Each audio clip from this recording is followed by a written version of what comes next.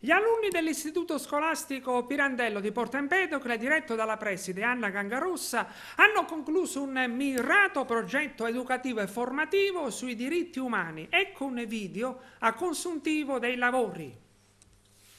Diritti dei bambini. Siamo bambini piccini, ma con tanti braccini. Stringimi la mano e insieme andremo piano.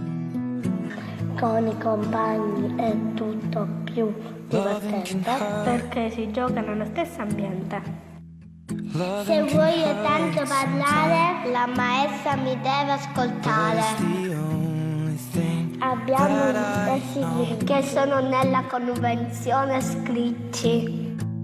Bianco, giallo, rosso e nero, tutti i colori del mondo intero. Ho diritto alla vita, aiutami a crescere con gioia infinita.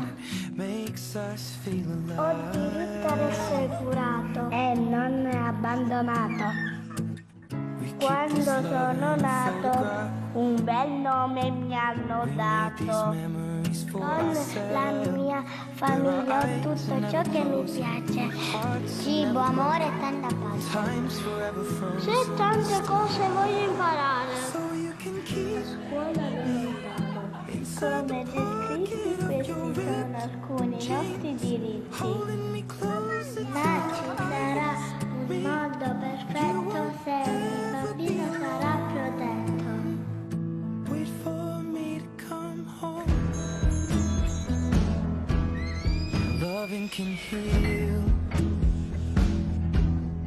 Loving can mend your soul. And it's the only thing that I know.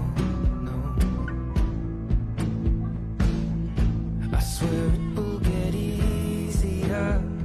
Remember that with every piece of you. And it's the only thing we take with us when we die.